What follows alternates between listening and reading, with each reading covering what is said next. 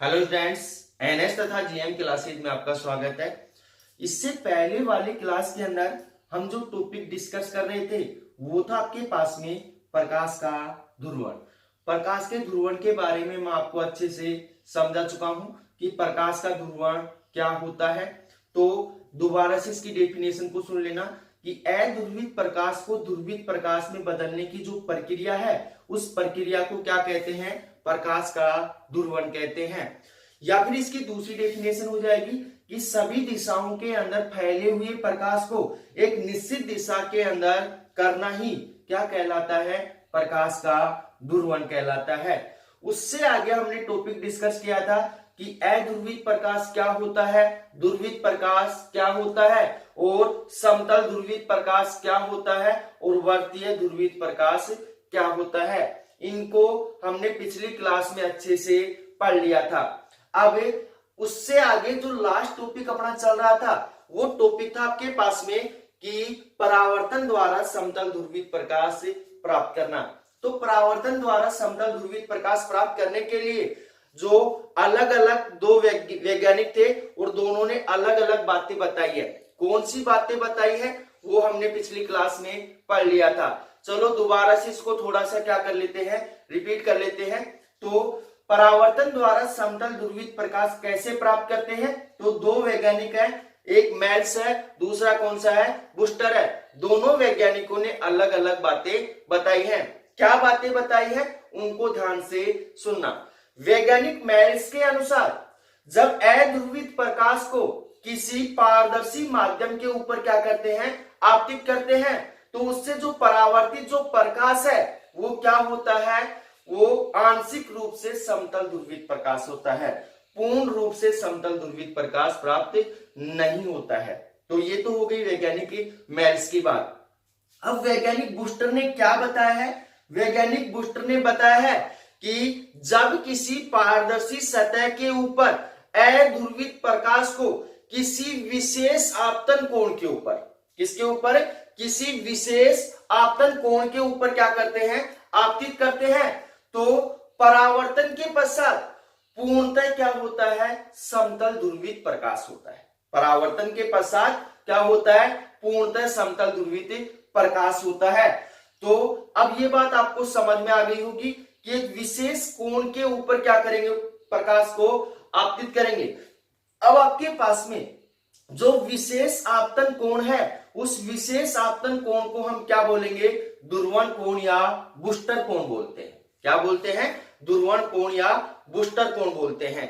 तो यहाँ पे ध्रुवण कोण या बूस्टर कोण की डेफिनेशन आप निकालना चाहो तो कैसे निकाल सकते हो कि जब अध्रुवित प्रकाश को किसी पारदर्शी पृष्ठ के ऊपर उस आपतन कोण के ऊपर आपतित किया जाए जिससे परावर्तित प्रकाश पूर्णतः क्या हो? समतल ध्रुवित प्रकाश हो, तो उस आपतन कोण को क्या बोलेंगे? हमें जो ध्रुवण कोण है या बूस्टर कोण है।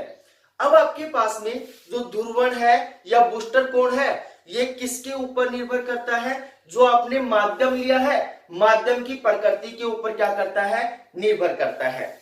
उससे आगे आपके पास में यहाँ क्वेश्चन पूछा जाता है कि बूस्टर का नियम क्या है? बूस्टर का नियम क्या है? तो नियम को अच्छे से समझना भी कि आपके पास में जो बूस्टर कोण या जो ध्रुवण कोण है उसकी स्पर्शा टैन जो है वो उस माध्यम के अपवर्तनांक की क्या होती है? समान होती है। उस माध्यम के अपवर्तनांक की क्या होती है? समान होती है, जिसे क्या कहते हैं? बूस्टर कोण बूस्टर का नियम कहते हैं। तो दोबारा से सुन लेना, बूस्टर का नियम क्या कहता है कि बूस्टर कोण की जो स्पर्शा है tan IB वो उस माध्यम के अपवर्तनांक n या म्यू के क्या होती है? समान होती है, जिसे क्या कहते हैं? बूस्टर कोण कहते हैं। अब आपके पास में इसी क्रम के अंदर अगला जो टॉपिक है वो है अपवर्तन द्वारा समतल ध्रुवित प्रकाश प्राप्त करना।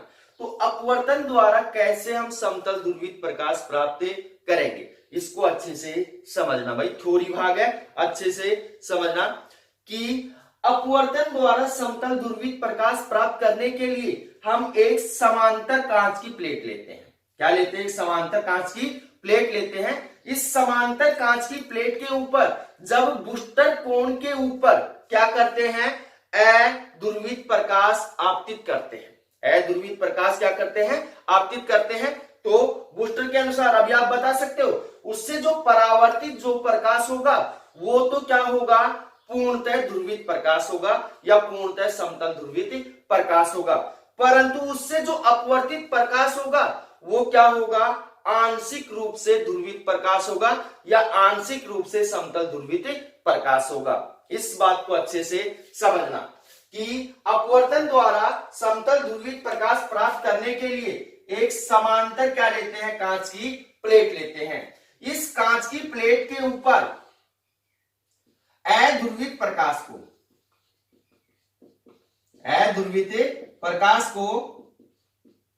क्या करते हैं, बूस्टर कोण IB के ऊपर क्या करते हैं, आपतित करते हैं। तो इसमें दो बातें निकल कर आ रही हैं। पहली बात क्या है कि इस प्लेट के ऊपरी सिरे से जो परावर्तित जो प्रकाश है वो आपके पास में पूर्णतः क्या है, ध्रुवित प्रकाश है या पूर्णतः समतल ध्रुवित प्रकाश है, पूर्णतः क्या है, समतल ध्रुवित प्रकाश है। परंतु आपके पास में इस प्लेट से जो अपवर्तित या निर्गत जो प्रकाश है वो आपके पास में कैसा प्रकाश है, आंशिक ध्रुवित प्रकाश है, आंशिक ध्रुवित प्रकाश है। ये तो हो गई एक प्लेट की बात। अब हमें जो यहां पे टॉपिक क्या कह रहा है, अपवर्तन द्वारा निकालना है। परावर्तन से तो अपने को कोई मतलब ही नहीं है, हमें किससे निकालना है, अपवर्तन द्वारा निकालना है। फिर क्या करते हैं, इस कांच की प्लेट के समांतर काफी सारी क्या करते हैं, प्लेटें रखते हैं एक दूसरे के पास सटाकर। इस कांच की प्लेट के समांतर काफी सारी प्लेटें एक दूसरे के समांतर सटाकर क्या करते हैं, रखते हैं। तब आपके पास में इन प्लेटों से जितने भी आप प्लेट लगाओगे इनसे जो परावर्तित जो प्रकाश होगा वो तो क्या होगा, पूर्णतः ध्रुवित प्रकाश होगा, परंतु इनसे जो निर्गत प्रकाश होगा वो आपके पास में क्या होगा, आंशिक ध्रुवित प्रकाश होगा। परंतु ये जैसे जैसे प्लेटों से क्या होता है, अपवर्तित होता है, जैसे जैसे प्लेटों से क्या होता है, अपवर्तित होता है, और अपवर्तित होने के पश्चात लास्ट प्लेट से क्या होता है, निर्गत होता है। तो जो निर्गत प्रकाश होगा वो कौन सा प्रकाश होगा, आपके पास में समतल ध्रुवित प्रकाश होगा। तो यहां पे ध्यान देना कि हमें जो अपवर्तित या निर्गत प्रकाश उसको क्या करना है, समतल करना है, समतल ध्रुवित प्रकाश करना है। इसके लिए हम क्या करते हैं, कांच की काफी सारी प्लेटों को एक दूसरे के समांतर क्या रखते हैं, सटाकर रखते हैं या बिल्कुल निकट रखते हैं एक दूसरे के। तो यहां ध्यान देना कि इनसे जो आपके पास में परावर्तित प्रकाश होगा वो तो कैसा प्रकाश होगा भैया, आपके पास में पूर्णतः ध्रुवित प्रकाश होगा, परंतु ये जैसे जैसे इन प्लेटों से क्या होगा, अपवर्तित होगा, और जो निर्गत प्रकाश होगा, निर्गत प्रकाश होगा वो कौन सा प्रकाश होगा, आपके पास में समतल ध्रुवित प्रकाश होगा, समतल ध्रुवित प्रकाश होगा। तो हम अपवर्तन द्वारा क्या निकाल सकते हैं, समतल ध्रुवित प्रकाश निकाल सकते हैं। तो अब लिखेंगे कैसे, इसको अच्छे से समझना। जब कांच की समांतर प्लेट पर, जब कांच की समांतर प्लेट पर अध्रुवित प्रकाश को बूस्टर कोण पर आपतित करते हैं, समांतर प्लेट पर अध्रुवित प्रकाश को, अध्रुवित प्रकाश को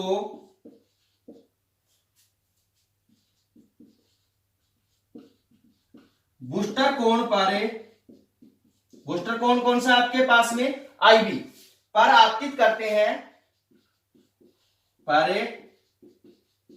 आपतित करते हैं, तब प्लेट के ऊपरी सतह या ऊपरी पृष्ठ से जो परावर्तित प्रकाश है वो पूर्णतः क्या है, दुर्वित प्रकाश है। तब प्लेट के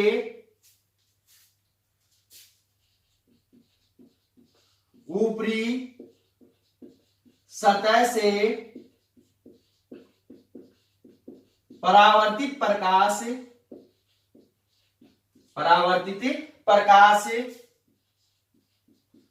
पूर्णतः दुर्वित प्रकाश होता है, पूर्णतः दुर्वित प्रकाश होता है। किसने बताया? ये बूस्टर ने बताया है। किसने बताया है? बूस्टर ने बताया है। परंतु इस प्लेट से जो निर्गत या अपवर्तित जो प्रकाश होता है वो क्या होता है, आंशिक रूप से दुर्वित या समतल दुर्वित प्रकाश होता है। तो आगे क्या लिखेंगे, परंतु प्लेट से निर्गत या अपवर्तित प्रकाश, निर्गत या अपवर्तित प्रकाश आंशिक रूप से समतल ध्रुवित प्रकाश होता है, आंशिक रूप से समतल ध्रुवित प्रकाश होता है, ध्रुवित प्रकाश होता है। अब ये तो थी आपके पास में एक प्लेट की बात। अब उससे आगे आपके पास में क्या करेंगे, हमें तो जो अपवर्तित या निर्गत जो प्रकाश है उसको क्या करना है, पूर्ण रूप से समतल करना है। इसके लिए हम क्या करेंगे, इस कांच की प्लेट के समांतर काफी सारी कांच की प्लेटें क्या करेंगे और लगाएंगे, और इन प्लेटों से जैसे ही प्रकाश क्या होगा, बार बार क्या होगा, अपवर्तित होगा, तो जो निर्गत प्रकाश होगा वो कैसा होगा, समतल ध्रुवित प्रकाश होगा। तो इससे आगे क्या लिखेंगे, यदि कांच की ऐसी कई समांतर प्लेटों को एक दूसरे के समांतर रखी जाए, तो यहां लिखेंगे यदि ऐसी कई समान कांच की प्लेटों को एक दूसरे के समांतर, एक दूसरे के समांतर क्या किया जाए, रखा जाए, रखा जाए, और प्रथम प्लेट के ऊपर अध्रुवित प्रकाश को बूस्टर कोण के ऊपर क्या किया जाए, आपतित किया जाए, और प्रथम प्लेट पर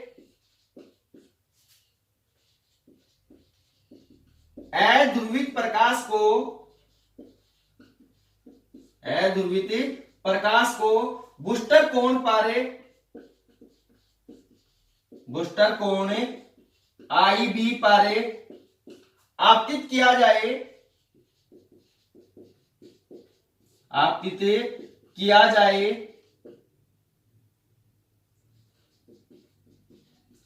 तो इन प्लेटों से जो परावर्तित प्रकाश होगा वो क्या होगा, पूर्णतः ध्रुवित प्रकाश होता है। तो इन प्लेटों से,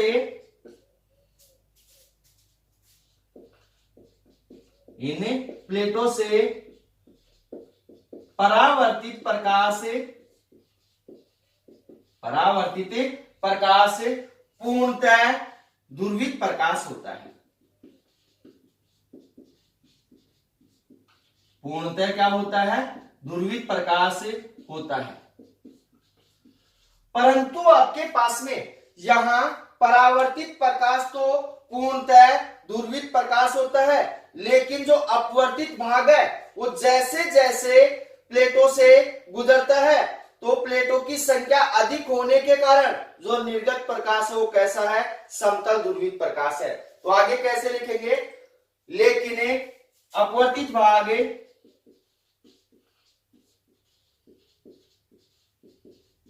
लेकिन अपवर्तित भाग जैसे जैसे किससे गुजरता है, प्लेटों से गुजरता है, जैसे जैसे प्लेटों से गुजरता है तो क्या होता है भाई, आपके पास में प्लेटों की संख्या अधिक होने के कारण जो निर्गत प्रकाश है वो कैसा होता है, समतल ध्रुवित प्रकाश होता है, गुजरता है। तो प्लेटों की संख्या अधिक होने के कारण निर्गत प्रकाश कैसा होता है, समतल ध्रुवित प्रकाश होता है। निर्गत प्रकाश समतल ध्रुवित प्रकाश होता है,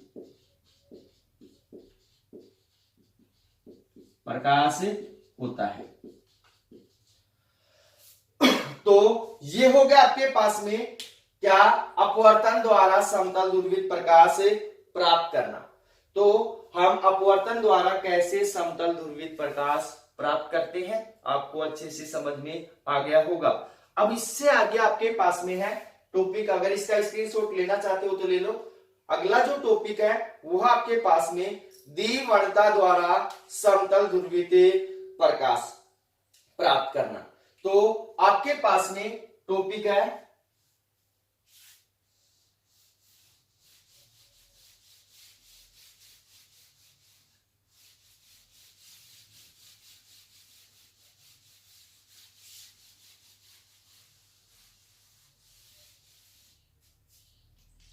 क्या है आपके पास में, द्विवर्णता द्वारा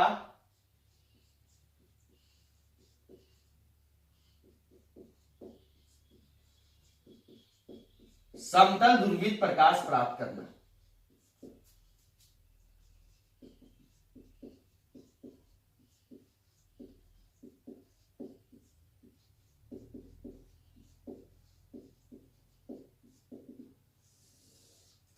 तो इस टॉपिक को अच्छे से समझना भाई कि आपके पास में द्विवर्णता द्वारा समतल ध्रुवित प्रकाश किस प्रकार से प्राप्त किया जाता है।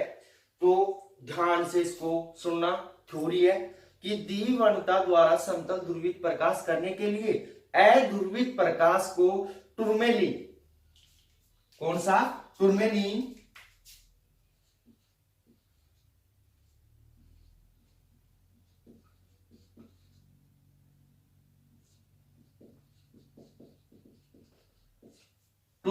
क्रिस्टल के ऊपर क्या किया जाता है, डाला जाता है।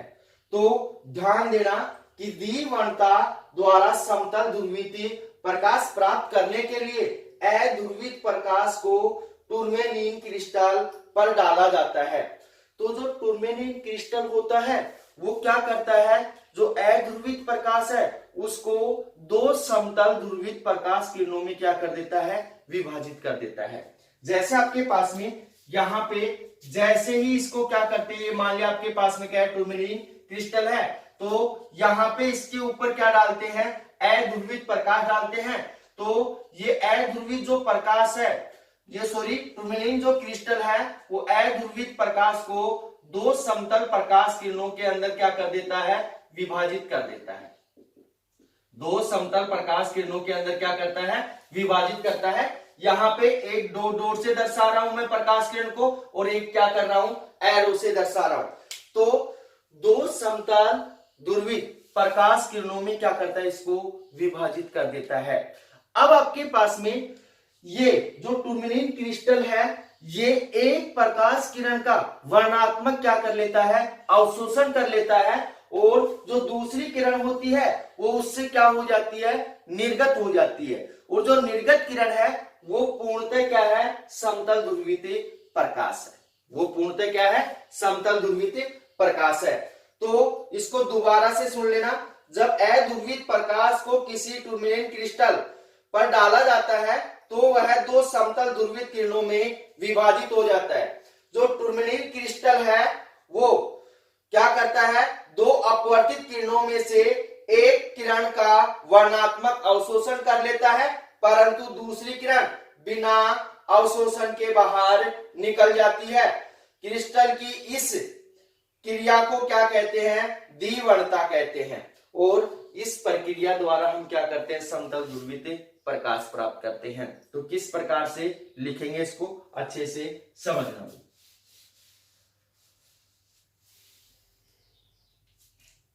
जब अध्रुवित प्रकाश को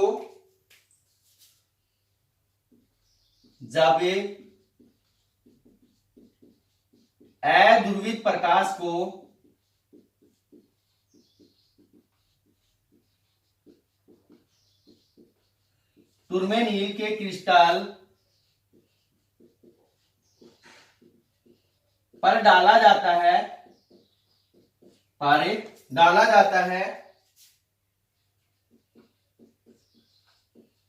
तो वह क्या हो जाता है भाई? तो वह दो समतल ध्रुवित किरणों में विभाजित हो जाता है। तो वह दो समतल ध्रुवित किरणों में विभाजित हो जाता है।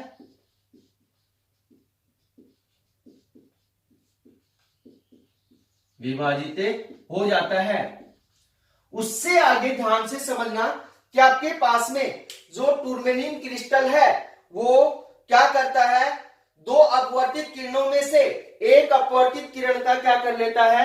वर्णात्मक अवशोषण कर लेता है, किया जाता है, विभाजित हो जाता है। तो टूरमेनिन क्रिस्टल दो अपवर्तित किरणों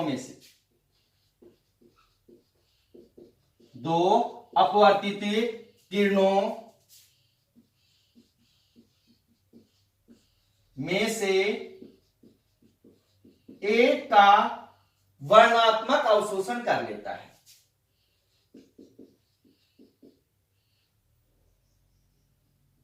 एक का क्या कर लेता है? वर्णात्मक अवशोषण कर लेता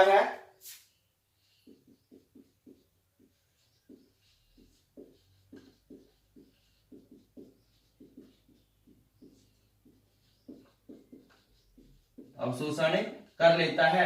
परंतु दूसरी बिना अवशोषण के सीधी निकल जाती है।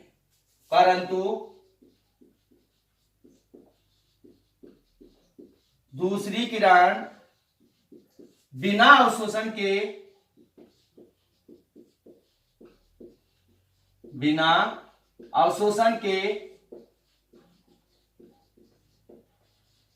सीधी निकल जाती है।